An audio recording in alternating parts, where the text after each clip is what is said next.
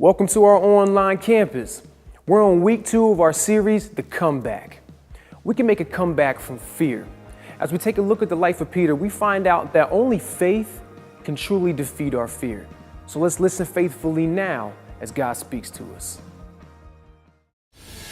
There's a high when you go on stage and you see all these people like just loving your music and loving you and stuff, and there's these girls and all these people going worshiping me. When you see all those people just going nuts for you, it's like, you know, it puffs you up inside. You're like, you know, I'm important.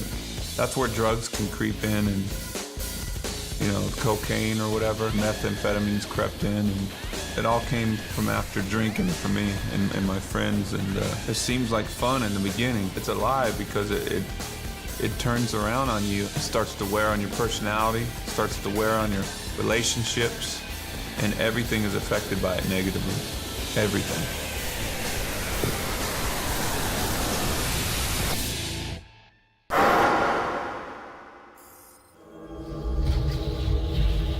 I ended up with a everyday crippling addiction to methamphetamine, and everything that I said about my ex-wife came true for me. I sunk to the lowest gutter I could ever think of. I would spend time with my kid, and I would still be on it because I needed it to function. I'd get up in the morning, have a peanut butter and jelly sandwich and snort meth, and then take her to school or whatever. It was just, I was a junkie. I started losing my mind.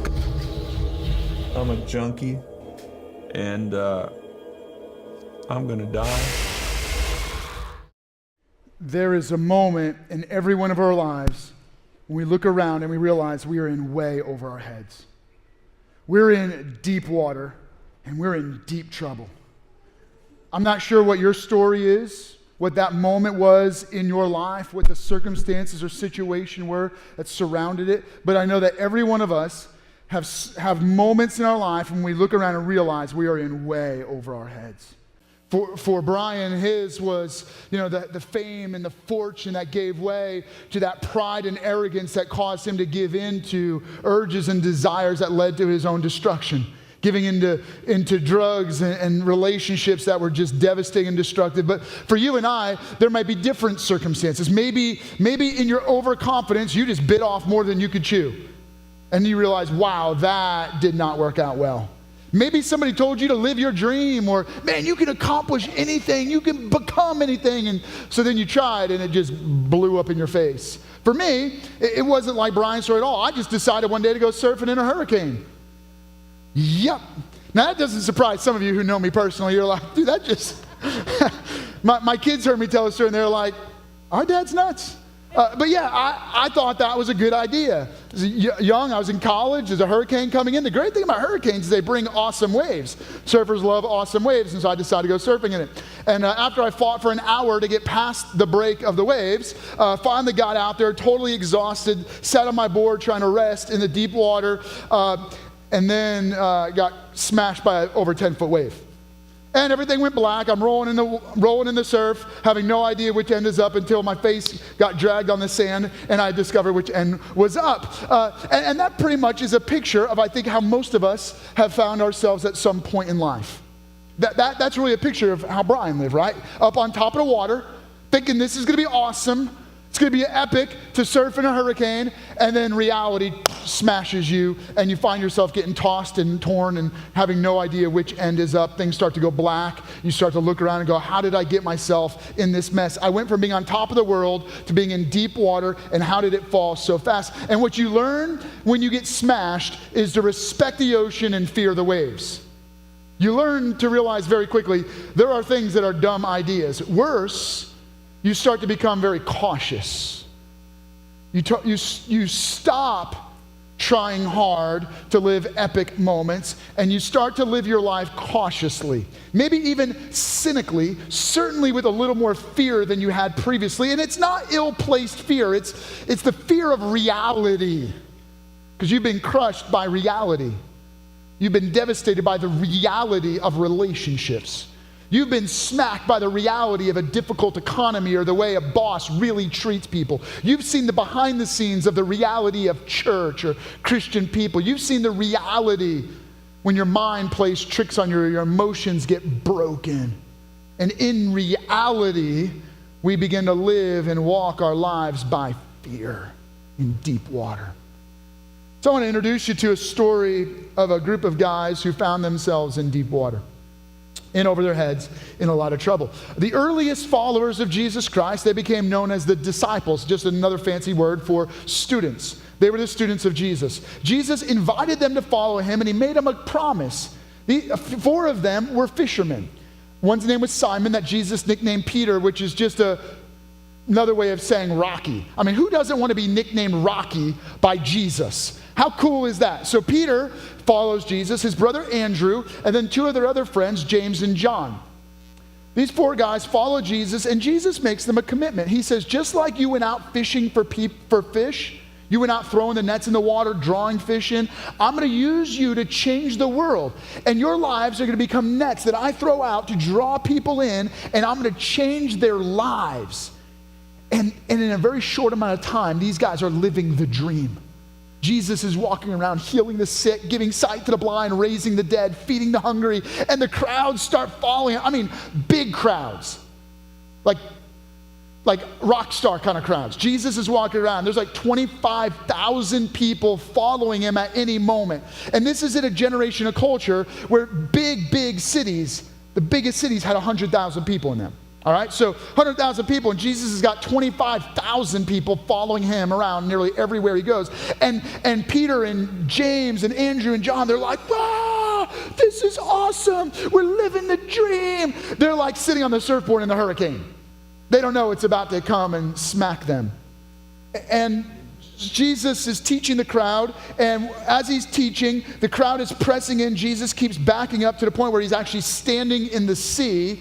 So he tells one of the fishermen guys, hey guys, get your boat. He gets in the boat. He goes out a little way from shore, and he continues to teach. And you can see the disciples, man, they're like, yeah, we're living the dream. And then Jesus finishes teaching and says, all right, guys, we're done. We're leaving. Let's get out of here. And they're like, what are you talking about? Like, we're on the front end of the campaign trail. You don't quit now. This is just, and Jesus is like, no, we're going across the lake. And so they get in the boat, they cross the lake. But the crowd, they're unrelenting. They follow the boat around the lake. There's a big lake, right? It's like a sea. Follow around. They meet Jesus on the other side. Jesus continues to teach. The crowd is hungry. It's in the evening. The crowd is hungry. The disciples come to Jesus and say, hey, you got to send these people away because, I mean, they're hungry. They're starving. He says, well, why don't you feed them something? They're like, well, we can't feed them. I mean, it would, like, if all of us worked full time for an entire year, we wouldn't make enough money to feed this huge crowd of people. He says, well, what do you have? And he takes a few loaves of bread and a few fish. He distributes them, prays over it, and it feeds the entire crowd. Now these people are euphoric.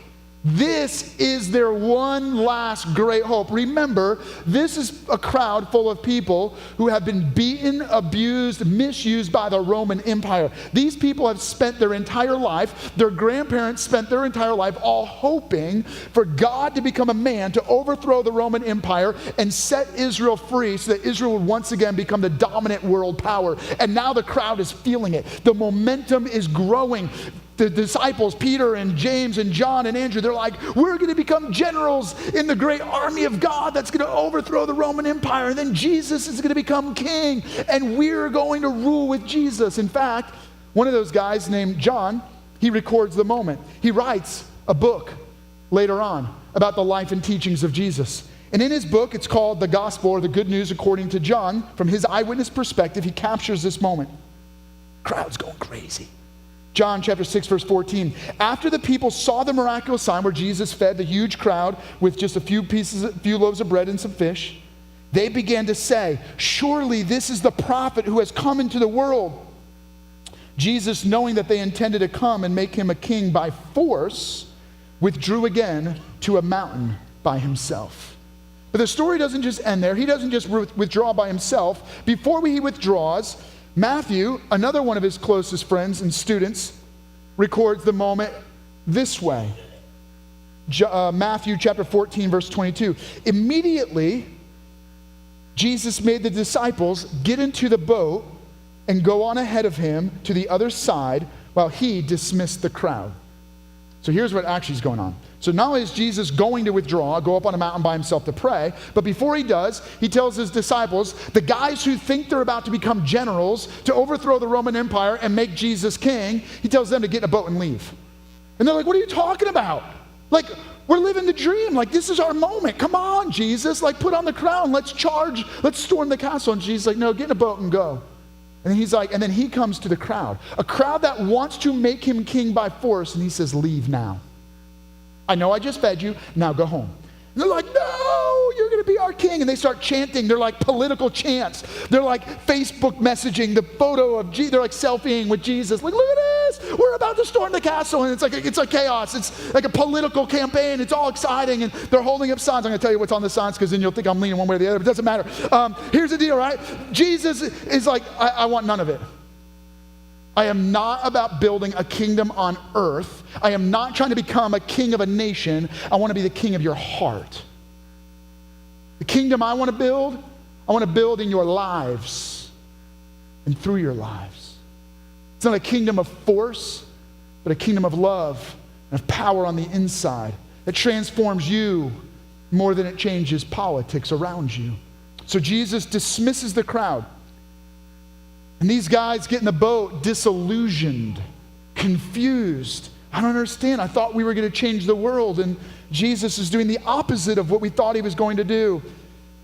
And Jesus, just like John recorded, verse 23, he went up on the mountainside by himself to pray. Jesus gets alone with God the Father, and his in prayer is, we don't know exactly what he's praying, right? But you can kind of play it out in your mind. Probably reminding himself of why he's on earth. Kind of reminding himself of his purpose and his destiny. God the Father, we're still on the same page, right? Yep. When evening came, he was there alone.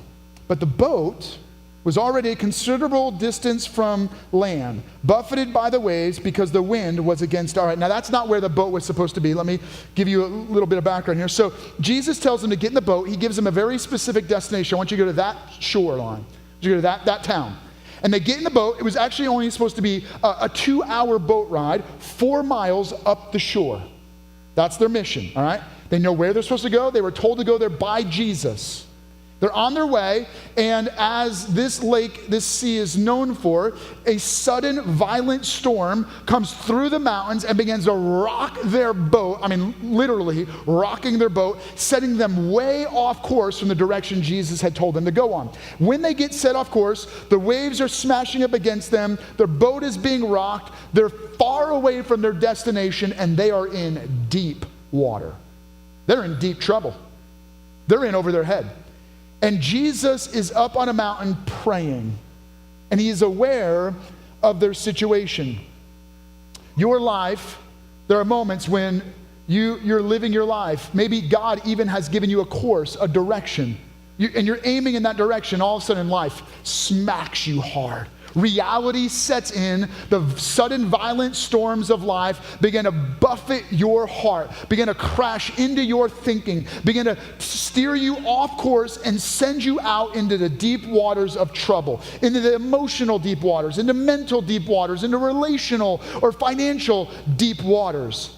And you're out there getting rocked by the storm, and this story is going to end badly. And during the fourth watch of the night, Jesus went out to them, walking on the lake. So pause. So they've been in this boat somewhere between 7 and 8 hours. Remember, 2-hour boat ride. This is like Gilligan's Island stuff. All right? They're supposed to be a quick boat ride, get to the destination, get out, wait for Jesus. Now they're out in the middle of the lake where they should not be, getting rocked by a storm, and it's 7-8 hours in. They're in deep trouble, and Jesus knows exactly where they're at, and Jesus comes out walking to them. Let me keep going. When the disciples saw him walking on the lake, they are terrified. It's a ghost, they said, and they cried out in fear. Now they have the experience that anybody would have, right? Imagine you're in a lot of trouble, and you look up, and you see a person where the person should not be. I had a moment. I was driving down the road, and I fell asleep. It was Christmas Eve. I was headed to a church service, and I fell asleep. I drove off the road, and we had about a foot of snow. No, this isn't around here. This is up in New York.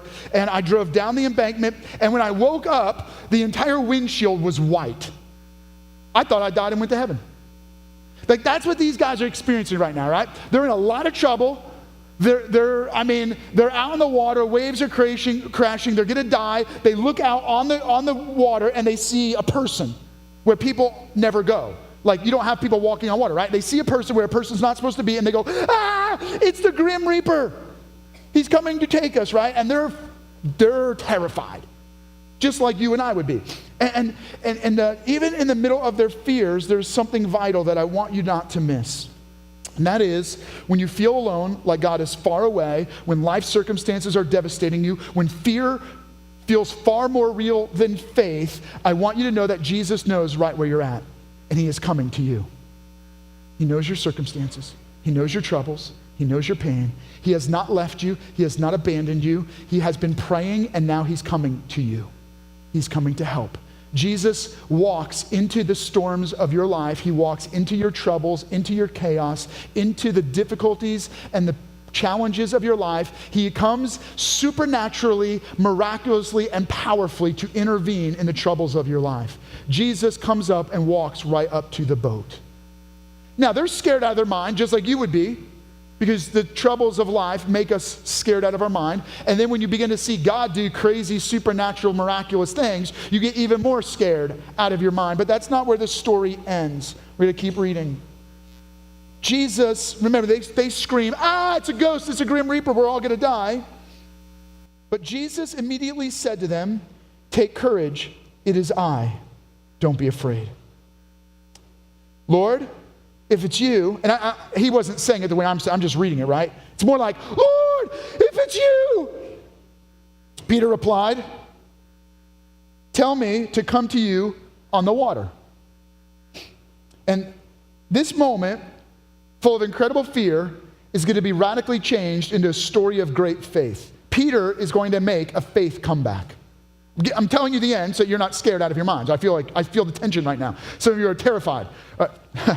He's going to make a faith comeback. There's a moment when fear gives way to faith. And it's this awesome story of comeback. And you and I, we can take the principles from this story and we can apply it to our life where we can begin to experience a faith comeback. When fear and doubt like waves are crashing over us and we feel devastated. And these aren't just cliches and pithy answers that pastors are supposed to say. There are real practical things that we can apply to our life, principles that come from this story that we can say, this is real. This is really how God intervenes in our story.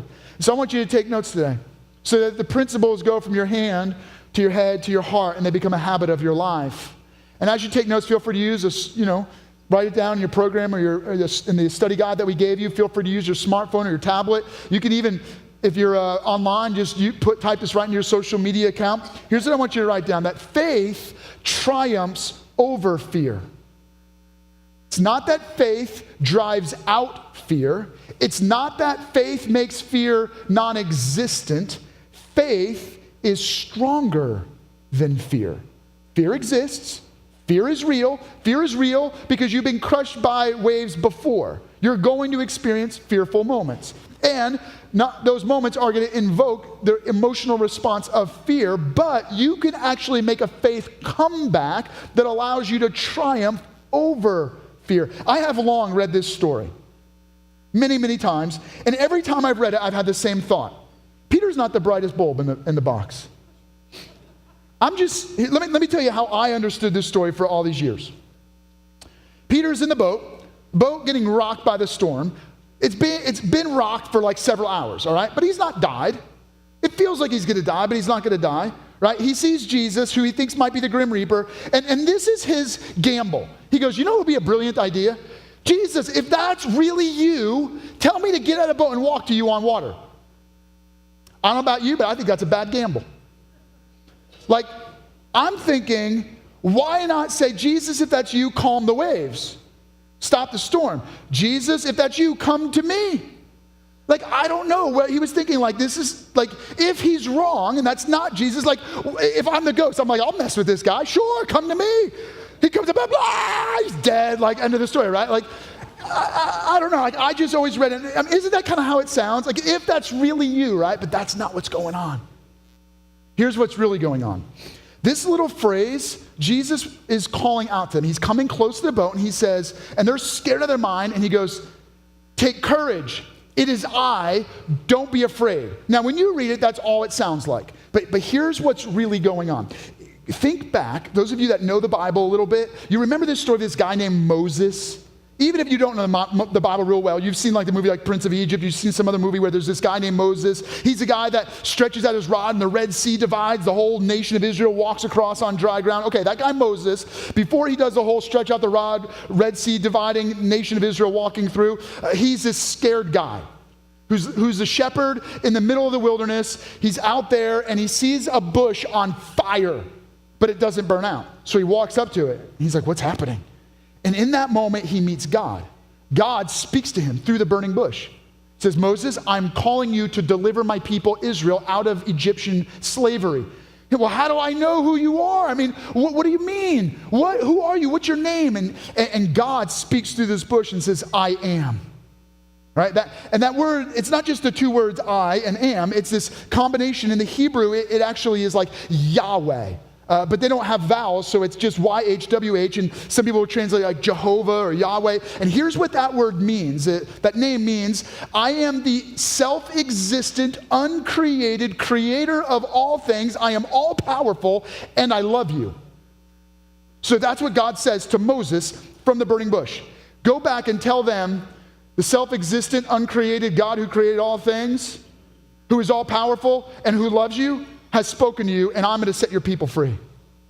When Jesus comes walking on the water, he uses the phrase that is translated from Hebrew into the language they speak, the Greek language, right? So he comes walking on the water, and they're scared out of their minds. They see the grim reaper, and Jesus goes, take courage.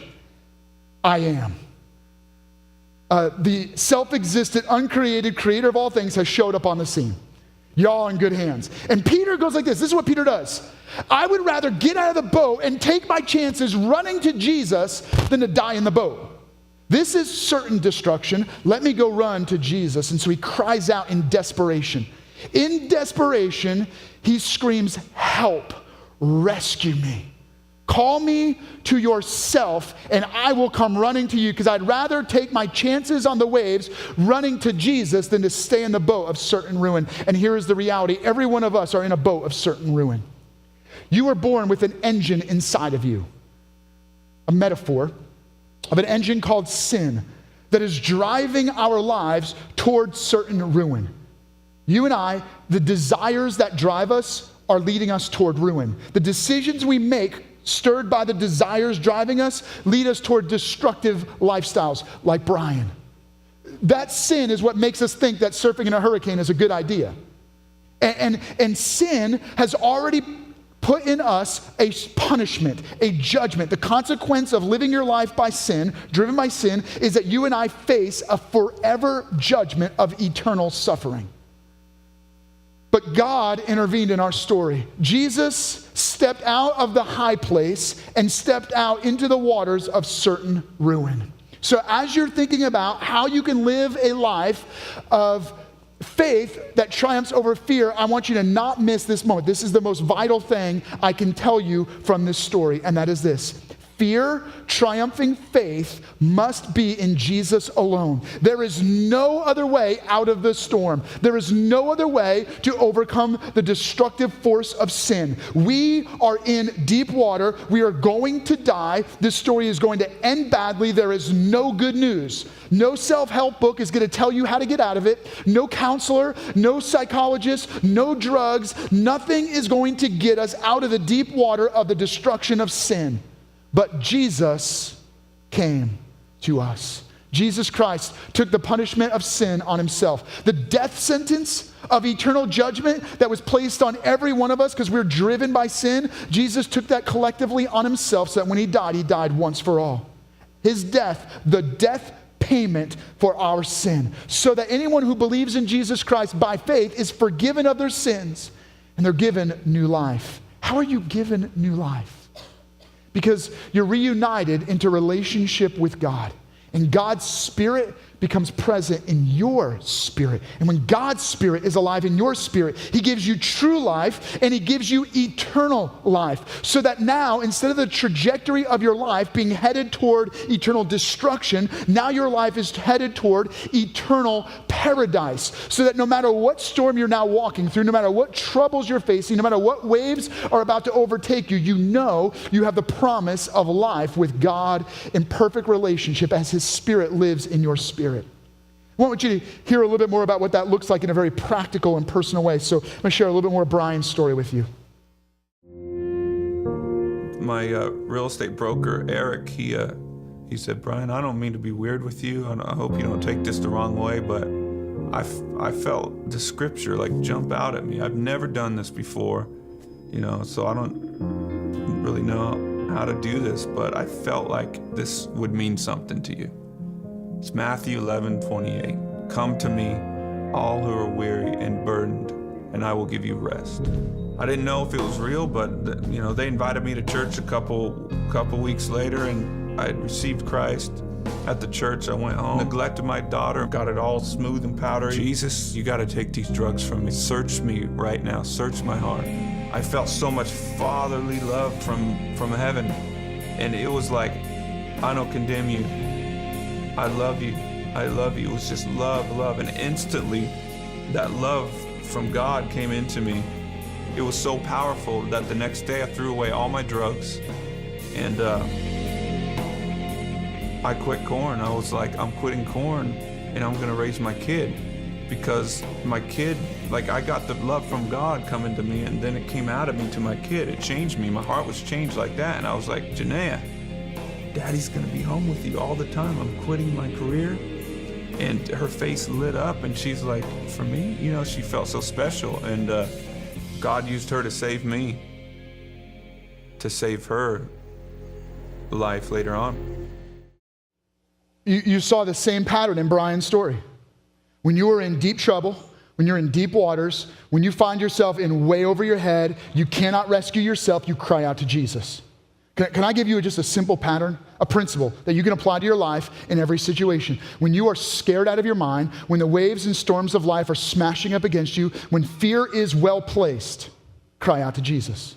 I assure you, he loves you, and he is right there with you. Even if you can't see him, he will come in the supernatural into your situation. So the first principle is that we cry out to Jesus. If we're going to experience faith that triumphs over fear, we cry out to Jesus. And when you cry out to Jesus, faith fills your life, and you begin to learn how to live by faith, which now gives us two other principles that are very practical in our lives. Let me read a little bit more of the story to you. So Jesus says, come. Then Peter got down out of the boat, walked on the water, and came toward Jesus. What? I don't know, sometimes I think if you grew up in church, you read these stories and you're like, yeah, I get it. No. The dude, a sailor, sees Jesus, Yahweh, says, sure, come. Peter's like, all right, a good-sized boat. He climbs overboard, holds on, jumps down into the water, and starts walking on water. Here's what I know. Faith is the courage to step into the impossible. Should make a note of that. Faith is the courage to step into and do the impossible. You will face impossible situations, absurd situations, crazy troubles in life. Faith will give you the courage to face the impossible. What is fear? Fear is a learned belief that trouble and evil, challenges are going to overtake you, right? I am afraid when I believe more in the trouble around me than I do in God. Fear is real, and it's learned, and we learn to trust our fears. Faith is believing that God is more powerful than our well-placed and well-learned fears. So actually, there is a decision moment. Which do I trust more? The frightening situation and the fears that I've learned to believe because of those, or the God who is proven to be far more powerful? Faith is the courage to face the impossible. And every time you're in over your head, you will be up against an impossible situation. When you place your faith in Jesus Christ, he will invite you to step out into the impossible. There are never moments when, if you're following Jesus by faith, the next step he gives you will seem easy. If you are following Jesus and your life is not full of the impossible, you are not following Jesus, you are following your fears. Fear is driving your every day because you're doing what is only possible. You're doing what's only possible because you're trusting in what could go wrong. When you follow Jesus by faith, he gives you the courage to step into what is absurd, what is impossible, what seems counterintuitive, what seems crazy. I'll give you an example. So, financial crisis. Things seem like they're going wrong, and you're called into the impossible. God says, maybe you sit in church one day and God's speaking in your heart. You need to give. And you're like wrestling with yourself. You're like, this doesn't make any sense. I only have a little bit of money to pay all my bills. You don't even have enough money to pay all of your bills. And you're like, so I'm going to keep the $10 I have, right? And then in your heart, God's saying, like, I want you to give that. And you're like, this doesn't make any sense. It's impossible. Trust me. Take the courageous step of going into the impossible. And then here's what happens. God shows up in the impossibility. God does what is absurd. God rescues you. God saves you. God pulls you out of the crisis. And you go, wait, what? That was just simply an illustration, right? Every time you are facing frightening situations, you need to call out to Jesus and then take a step of courage into the impossible. A step of surrender, a step of sacrifice, a step of obedience, a step of compassion, a step of love, right? It will be a God-led step into the impossible. And then the very next thing will happen. Check this out. We're going to continue to read the passage. Verse 30. But when he saw the wind, so he steps out into the impossible. When he saw the wind, he was afraid. Right? When you step out into impossible situations, you're going to get hit by reality again. And you go, wait, what am I doing? This is crazy. He saw I don't know how he saw the wind, but anyway, I think he saw the effects of the wind. He was afraid and beginning to sink. He cried out, Lord, save me. You see the pattern? In a frightening situation, in over his head, cries out to the Lord, steps into the impossible, right? Then finds himself in a lot of trouble, cries back out to the Lord. Immediately, Jesus is right where Jesus always is, right in the midst of your trouble and your frightening circumstance. Jesus reached out to his hand, caught him. You of little faith, he said, why did you doubt? When they climbed into the boat, the wind died down. Here's what Jesus is doing. Not only does he give you faith, which is the courage to face the impossible, but he begins to stretch your faith, right? Faith, like a muscle, must be strengthened. You and I, we look at faith as like an experience, a moment. I have faith in Jesus. But faith is less a noun and more a verb. It's something you're living out. You're walking by faith. Faith is a muscle that is exercised as you walk into frightening circumstances and situations, as you step into impossibilities, as you face the crisis and tragedies and difficulties of life. Then and only then is your faith strengthened as you learn to depend on God more than you depend on yourself. See, Peter was wrestling with this moment, and this is where his comeback is. He's scared out of his mind. He calls out to Jesus. He takes a step into the impossible. He gets scared out of his mind again. He cries out to Jesus. Jesus intervenes. And in this moment, Peter's beginning to learn that God is intimately involved in the affairs of life. God doesn't just raise the dead and heal the sick and give sight to the blind and feed hungry people. Jesus steps into the storms and pain and troubles of your life. He's right there with you. He doesn't always calm the stormy waters. Sometimes he calls you out onto the stormy waters. And when you step out, you're still going to get scared out of your mind.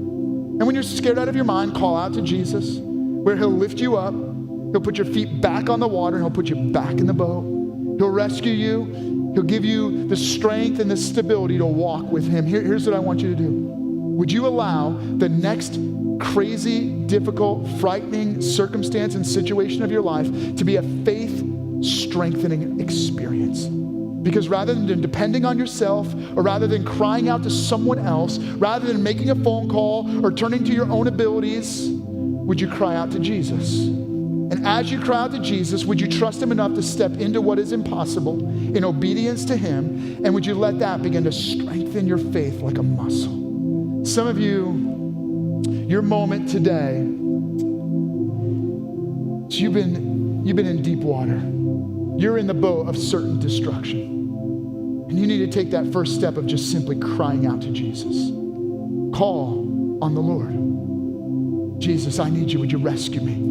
My life has been driven by sin, and I'm facing certain destruction. Jesus, I need you to rescue me and give me new life through faith in you. That's where you're at right now. I'm asking just that the Spirit of God begin to stir your heart. Maybe your heart's going to begin to race right now as you physically respond to what the Spirit of God is doing in you. Others of you, you believe in Jesus, but you're not walking by faith. You're still letting fear drive your decision making. It's time for you to make a decision to step out into the impossible and start walking in obedience to Jesus. Others of you, you've stepped out. You've had moments where you walked by faith, you stepped out in obedience, but then reality smacked you upside the head once again. You saw a wave again. You saw the wind, and you got scared, and you retreated from the life of faith. Cry out to Jesus again. Let him lift you out of the troubles, and let him strengthen your faith. So I'm just going to ask you to pause your heart. Just still your spirit right now.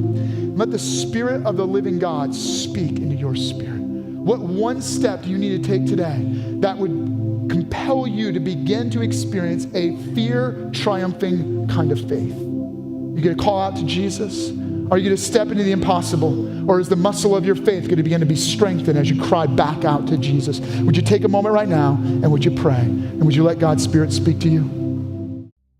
Don't be afraid to live by faith.